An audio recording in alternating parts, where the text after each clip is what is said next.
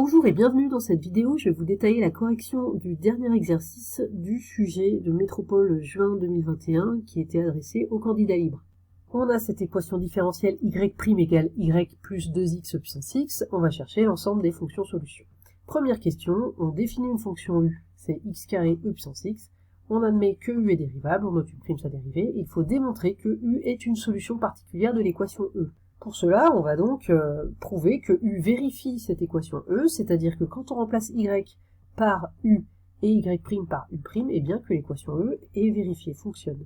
On commence u de x et x carré e puissance x, on calcule u' de x, donc c'est un produit, donc il faut d'abord faire la dérivée de x carré fois e puissance x plus x carré fois la dérivée de e puissance x, donc ici ça nous donne dérivée de x carré, c'est 2x, fois e puissance x, plus x carré fois dérivée de puissance x, qui est e puissance x. Donc on obtient ceci pour la dérivée de u.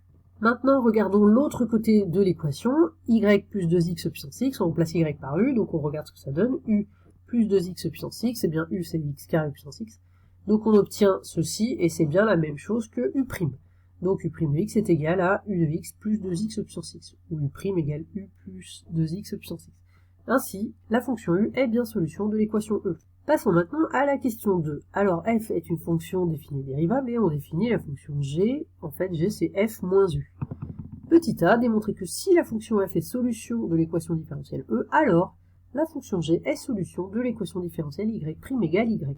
On suppose donc qu'on a f une fonction solution de l'équation e, puisque c'est si la fonction f est solution.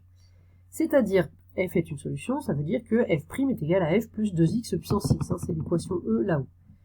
Maintenant, on considère donc g qui est f moins u, c'est-à-dire g de x égale f de x moins u de x. Et regardons ce que donne g', puisqu'il faut qu'on démontre que g' égale g. Alors g' de x, puisque g c'est f moins u, et bien c'est f' de x moins u' de x. F' de x, on sait que ça vaut f plus 2x puissance x, puisque f est solution de e. Donc on remplace f' de x par f plus 2x e puissance x. Ensuite, u' de x, même chose.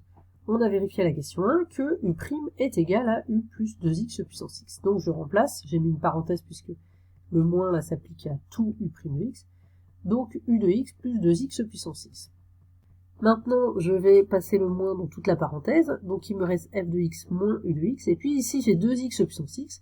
Et quand je mets le moins dans la parenthèse, ça me donne moins 2x puissance x. Donc ce 2x puissance x va s'annuler. Il reste juste f de x moins u de x, c'est-à-dire g de x. On a bien démontré que si f est une solution de l'équation différentielle e, alors g' égale g, c'est-à-dire que g est solution de l'équation différentielle y' égale y. Question 2b, à l'aide de la résolution de l'équation différentielle y' égale y, résoudre l'équation différentielle e.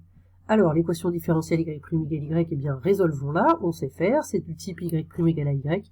Nous savons que les solutions de cette équation, ce sont les fonctions qui à x associent k e puissance x avec k appartenant à r. Résolvons maintenant l'équation e. On a vu donc que f est solution de e si et seulement si la fonction g égale f moins u est solution de l'équation y' égale y. Or, nous venons de dire que les solutions de cette équation, c'est des fonctions k e puissance x.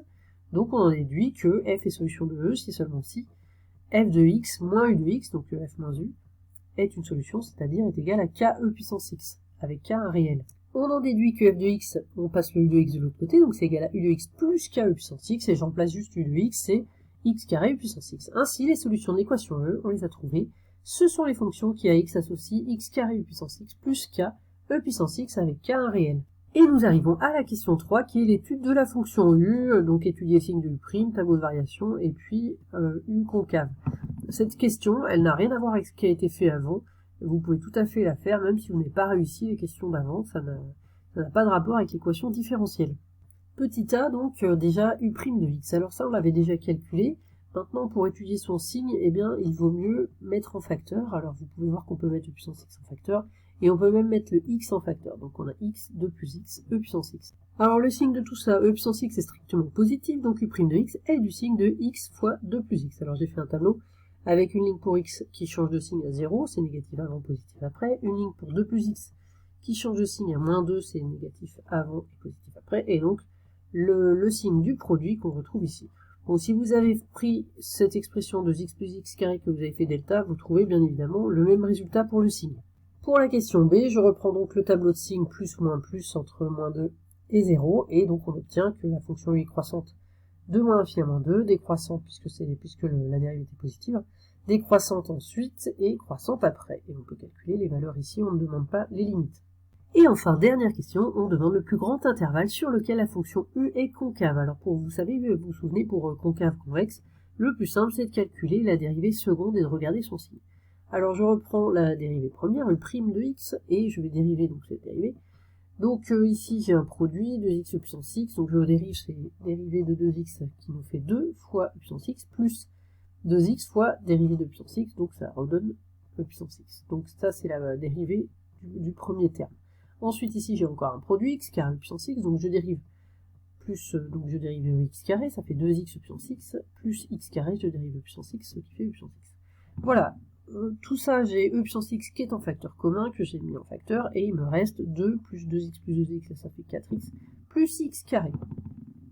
Maintenant, regardons ainsi le signe de u seconde. Alors, e puissance x est toujours strictement positif, donc u seconde est du signe du trinôme, en fait c'est un trinôme, 2 plus 4x plus x carré, je l'ai remis dans le bon ordre ici. Donc comme c'est un trinôme, eh bien on va calculer delta, on trouve 8, et donc on a 2 racines x1 moins 2 moins racine de 2, et x2 moins 2 plus racine de 2. Ce qui nous intéresse, c'est le signe. Donc ici, on est du signe de a, de petit a qui vaut 1. Donc positif à l'extérieur des racines, c'est-à-dire entre moins l'infini et moins 2 moins racine de 2, et entre moins 2 plus 1 plus racine de 2 plus l'infini. Donc, on cherche quand est-ce que c'est concave, c'est-à-dire quand est-ce que u seconde est négatif, et donc c'est entre les deux racines. Donc sur l'intervalle, moins 2 moins racine de 2, moins 2 plus racine de 2.